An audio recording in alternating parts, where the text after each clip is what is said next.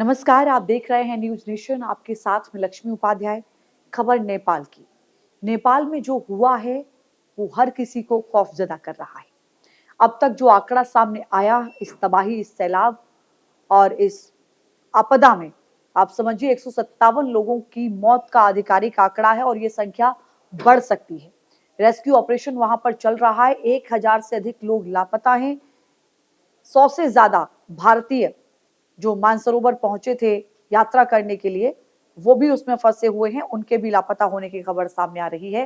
भारत की तरफ से हेल्पलाइन नंबर भी जारी किए गए हैं। भारत की तरफ से नेपाल के लिए मदद भेजी गई है। लेकिन अब सवाल यह है कि तिब्बत से जो जलजला उठा जिसने नेपाल में तबाही मचाई, अब वो आगे बढ़ते हुए भारत की तरफ बढ़ेगा।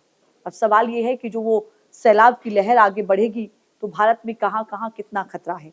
बिहार में 6 जिलों में अलर्ट जारी कर दिया गया है और यूपी में महाराजगंज और कुशीनगर में भी अलर्ट जारी हुआ है, ताकि चूंकि ये तमाम जगह ऐसी हैं जहां पर आने वाले वक्त में कोई भी ऐसी स्थिति ना बने, लोगों को अलर्ट किया जा रहा है। अब आप समझिए कि नेपाल में जो बाढ़ आई, भीषण तबाही हुई, उसके बाद भारत में अलर्ट है। खासकर बिहार और यूपी के जिलों में हाई अलर्ट जारी किया गया। बिहार के पश्चिमी चंपारण में गंडक नदी में अचानक पानी बढ़ने से बैराज के 36 गेट खोले गए हैं, जो जानकारी है। साथ ही नदी किनारे वाले इलाकों को खाली करवा लिया गया है। हालात कितने संवेदनशील हैं उसका अंदाजा इसी बात से लगता है कि खुद प्रधानमंत्री नरेंद्र मोदी अलर्ट मोड पर हैं। गृह मंत्री अमित शाह भी नजर बनाए हुए हैं।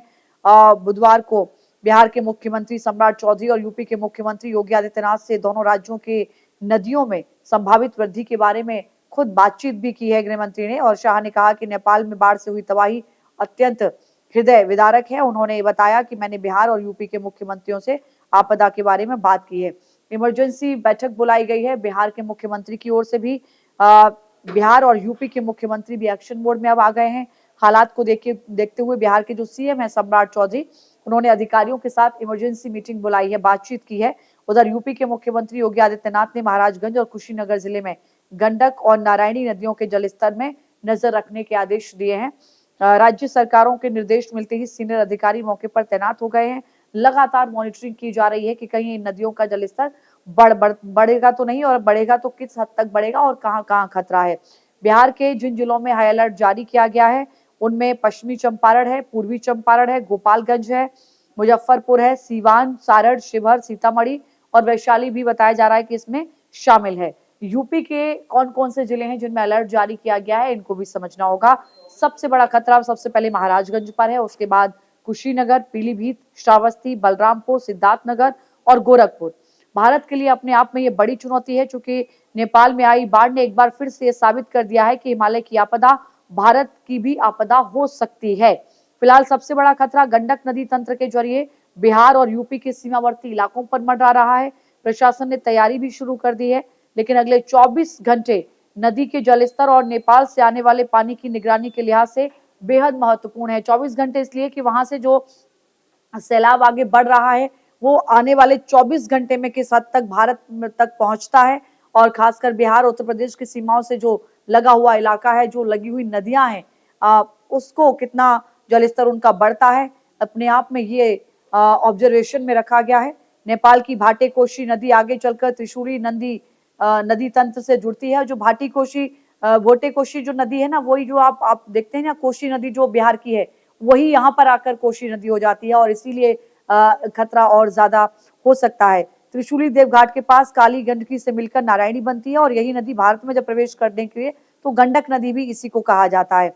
और इसलिए नेपाल के ऊपरी हिस्से में अचानक आया बड़ा जल प्रभाव भारत में सीधे गंडक के जल स्तर पर असर डाल सकता है। यानी कि जो बिहार में गंडक नदी है, जिसके बारे में अक्सर आप देखते हैं सुनते हैं, जब बारिश होती है तब भी उसका जलस्तर बढ़ता है, और इस बार जब वहां पर भोटे कोशी में जो हालात बने हैं उसके बाद इसका जो जलस्तर है वो बढ़ सकता है। बॉर्डर इलाकों में सतर्कता बढ़ा दी गई है। अगले कुछ घंटे बिहार और यूपी के लिए बहुत सावधानी बरतने वाले हैं।